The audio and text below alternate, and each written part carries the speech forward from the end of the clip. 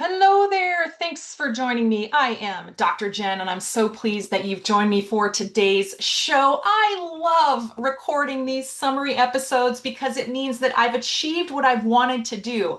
This means that right now, as if you're listening to this, 11 episodes went live all at once. And I know that's what's happening. But to get to today, I actually have to record all 10 episodes first and then I do the summary last. So I'm actually really excited because this means that this quarter's tranche is over. But that just means that tomorrow I get to start on the next quarter because, we're going to go worldwide and we're looking at landlording all over the place. But let's get to the tranche for this quarter and what just went live today in the library. Okay, so I am exploring this quarter the location-specific tenancy guidelines for the U.S. states of Delaware, Wisconsin, Wyoming, Oregon, Georgia, Indiana, Utah, and Maryland, and including the two Canadian provinces of Nova Scotia, New Brunswick, and the Australia State of Tasmania.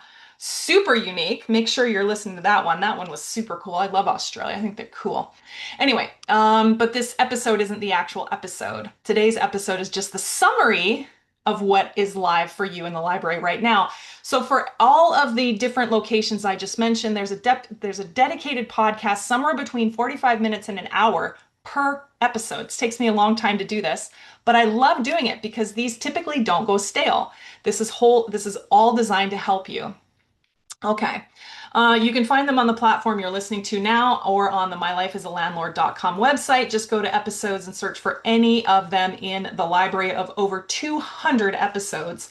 Now, in all of my location-specific episodes, I go into detail by screen sharing and reviewing the hyperlinks that are included in the detailed show notes of each location, and along with as many resources as I can possibly find, including emails, phone numbers, associations, Facebook groups, and many more. Anything to help you get started, that's what I'm doing. You just never know what's going to come out in some of these location-specific podcasts. It's really interesting.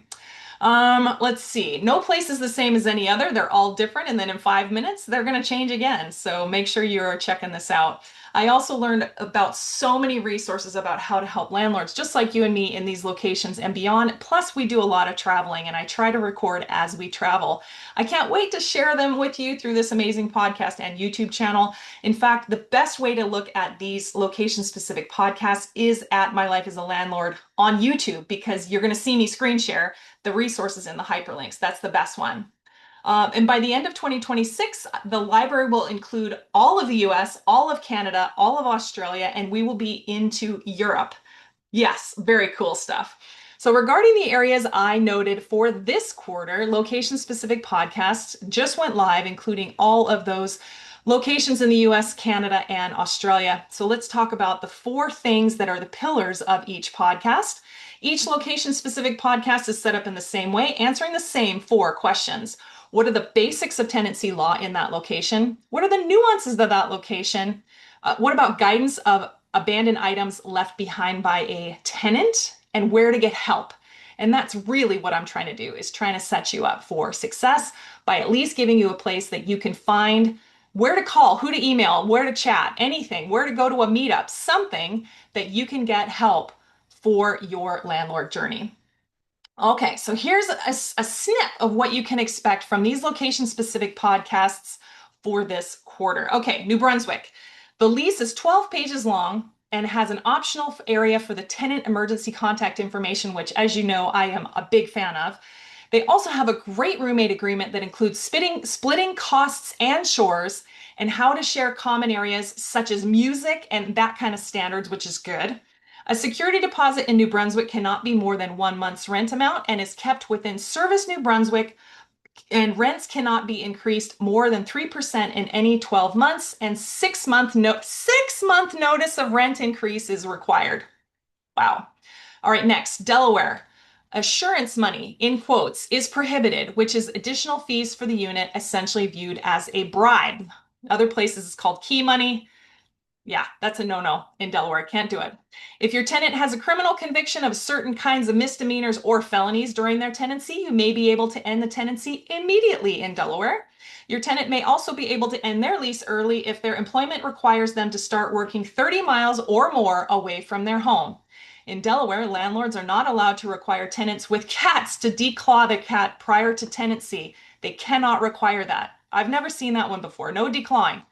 You cannot include attorney's fees for either landlord or tenant in any court proceedings, and 1 month security deposit is the maximum for an unfurnished unit, but could go higher for a furnished unit in Delaware.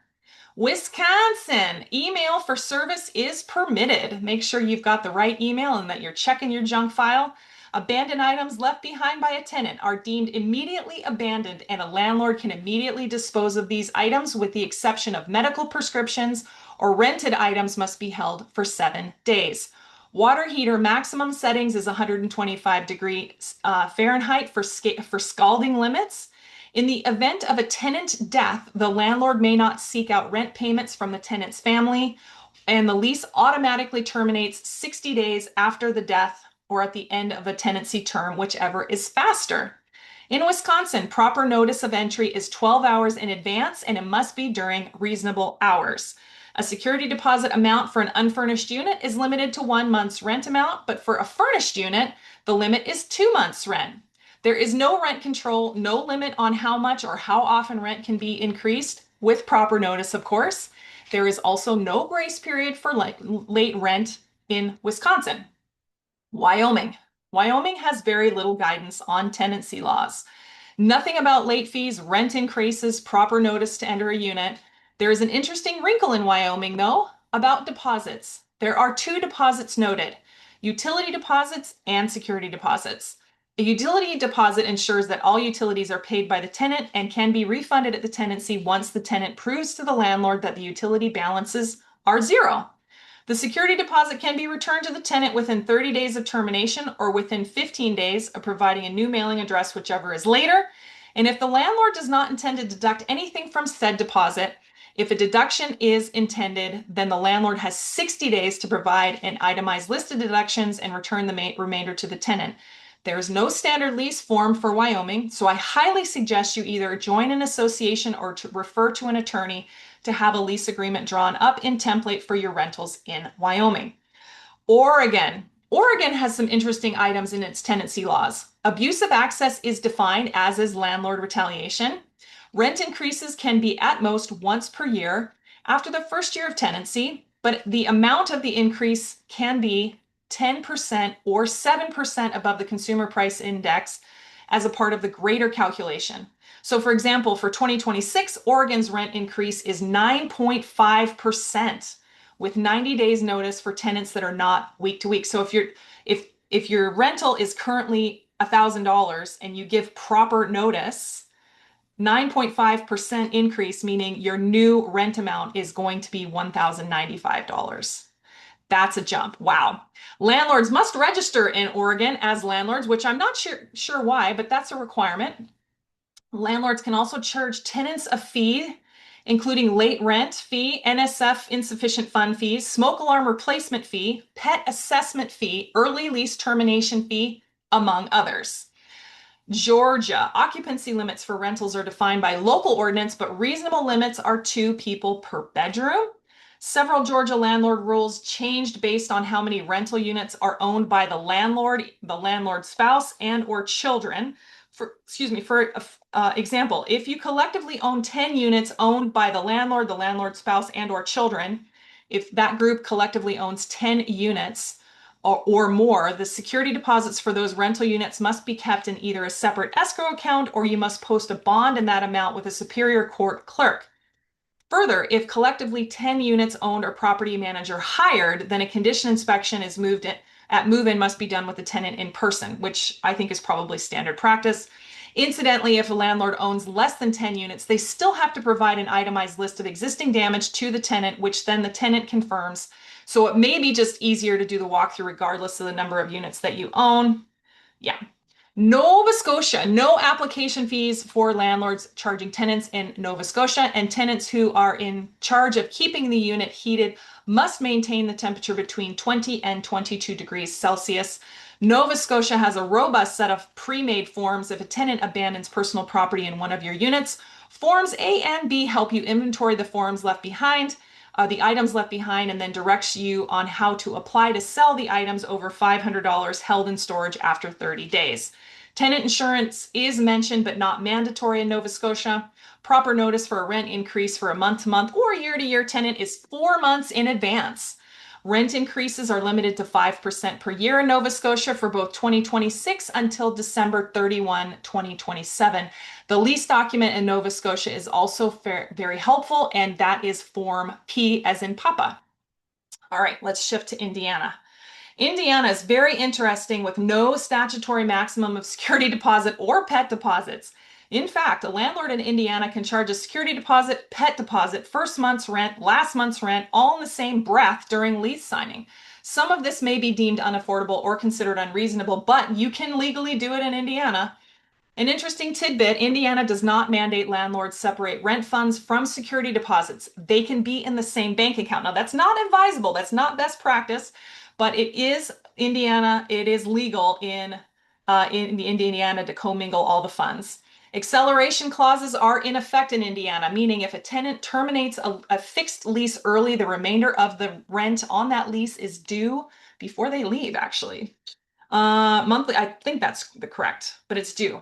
Monthly pet rent is also permitted in Indiana. Renter's insurance is recommended but not required. Like other locations, long-term leases, in this case, leases over 3 years, must be recorded on title. That's pretty standard. Tasmania, Australia. I love doing episodes outside North America. It's not better, it's just different. Many items in Tasmania state that there are fines imposed for going against different items for both owners and landlords. Sorry, owners/landlords and tenants in the form of something called a penalty unit. Now, we saw this back in episode 200 when I did a location-specific episode on Queensland, Australia. That penalty unit idea came up there too. So the Residential Tenancy Act in Tasmania notes the maximum fine is not to exceed, in some cases, 50 penalty units. But what the hell is a penalty unit? The value of a penalty unit varies from time to time. Right now, a penalty unit value is $205 Australian, and one of the fines was not to exceed 50 penalty units, which is over 10,000 Australia. Now, Australian dollars are nearly on par with Canadian dollars, which is equivalent to 7,200 US dollars. Just gives you an idea of how they do it. They just do this multiple, and then they just change the amount what the penalty unit is. Further, a security deposit is not actually held by the landlord, but it's turned into the state, known as the Residential Deposit Authority, and they use a program online called My Bond to return the security deposit, not to exceed 4 weeks of rent as a bond. And at the end of the tenancy, then the owner can make a claim against that bond if there is damage or unpaid rent fees, or the tenant can make a claim that there should be no damage. In Tasmania, the death of the last remaining tenant ends the lease, and if the owner wants to move into a unit, it must be the owner or their spouse or partner, their son or daughter, or direct parent. No extended relatives, no great, cousin or aunt, none of that. In notices to vacate in Tasmania, the unit, the days matter. Like, you actually have to make sure you count the days. So it's very important that you know the days for proper notice, filing, make sure you know your situation and what those days impact for that. Tasmania also keeps a database of landlord and tenant information, both of which have to have consent. And I liken this to the Credit Reporting Bureau, but for tenancies. 2 final notes. March 2026, pets are now must be considered in Tasmania and can only be refused based on the grounds upheld in court. So if someone applies for one of your units and they have a pet, a landlord cannot refuse a tenant because they have a pet unless it's considered unreasonable, like a pet giraffe or something weird. Further, an owner taking video or photos of a tenant's unit cannot reveal pictures of the tenant or any other person affiliated with the tenant with identifying information. It may be unsafe, and apparently, I'm guessing this has happened. Utah is very landlord friendly. Wow. In episode 211, I named the top locations in the US that are landlord friendly. And well, Utah didn't make the list, but it could have easily. Late fees are the higher of either 10% of monthly rent amount due or $75. There is no grace period. Late fees are due immediately when rent is late. There's no set amount for security deposits statewide, but typically is 1 to 2 months rent is held as a security deposit, and you can charge extra for pet deposits. Speaking of pets, you are also allowed to charge pet rent in Utah. Lots of videos on the Utah Legal Services website to support housing. The videos are both in English and Spanish, which is convenient. Rent increases can occur at any time in Utah with proper notice of 15 days to your tenant. Unless the rent increase is over 10%, then you must give 60 days notice. Most items involving the tenant mischief or non-payment of rent results in a 3-day notice to vacate. 3 days, which is amazingly fast. Further, if the tenant in Utah terminates a fixed lease prematurely, the remaining rent of the lease becomes due, as acceleration clauses are permitted in Utah. Maryland. Leases in Maryland end abruptly, but if they're going to automatically renew, both the tenant and the landlord must sign separately as a part of the written lease agreement. Year-to-year leases have to provide 90 days notice to end for either landlord or tenant, but in Baltimore City, all leases can end with a 30-day notice to vacate. If you happen to be owning a multi-unit building using the ratio utility building system known as RUBS, you must provide periodic statements showing how you are charging the tenants for their utilities. Typically, security deposits are 1 month in Maryland, but a tenant could offer more, not to exceed 2 months as a security deposit, especially if there would be denied because of credit history or rental history. Maryland includes a great pet deposit, pet policy. This is good. And a landlord could be charged up to 3 times security deposit amount and attorney's fees if the security deposit is not properly returned within 45 days to the tenant. Maryland has some other interesting tools, including something called a constructive eviction, whereas if they don't conduct repairs and keep the unit habitable, then the tenant ultimately moves out after they've documented proper notice, proper effort to the landlord that they've been trying. The tenant could then sue the landlord, and the landlord could be liable for moving expenses, etc. Also in Maryland, there is something called the tenant right of first refusal, where this means the tenant who's living in the home, it's either 1, 2, or 3 units in the home, and if they've lived there for at least 6 months, if the landlord plans to sell the property or they receive an offer to buy it from a third party, a tenant can step in as the right of first refusal and buy it instead of the third party. Now, however, this rule does not apply in certain situations, such as when a landlord transfers the property without selling it, including transfers to a family member, a business owned by the landlord, or happen to be under court order. No other place have I seen that a tenant can basically by law step in and buy the property and then they become the owner. Interesting. One other thing, I have not seen this before, but in Maryland, the definition of landlord retaliation includes the landlord threatening to report a tenant to immigration, especially given the current state of the ICE threats. That is now part of the definition of a landlord retaliation, and a landlord cannot do that. Yeah, I've not seen that. Also, one last thing about Maryland, it is possible to use a surety bond for the payment of a security deposit. Okay, you've got a little snippet of each one. Each of my location-specific podcasts are set up in the exact same way, answering the same 4 questions. What are the basics of that location? What are the nuances of that location? What about guidance of abandoned items left behind by a tenant in that location? And then where to get help. This is the same format for every location-specific episode, so if you're interested in another geographic area, you already know the framework. One more time, there's disclaimers all over the place. This episode is not inclusive, nor are any of my location-specific episodes inclusive. You must research further in your own specific area, including your county, regional district, parish, city, or any other governing body, municipality that involves your rental location. But today's summary episode will get you started and give you an idea of what got added to the library overnight. Who knows? I suspect you'll be thumbing through every podcast at My Life as a Landlord, and you'll find 1 or 2 or 10 that you'll want to listen to. That's good. So make sure you are thumbing through that library and see, because I suspect there is more than 1 episode that you will enjoy. Don't forget to subscribe to My Life as a Landlord for more expert advice and real stories that are practical across the rental property world. I'm recording this summary episode today from Maui, Hawaii. Why? Because real estate takes you places. Where do you want real estate to take you?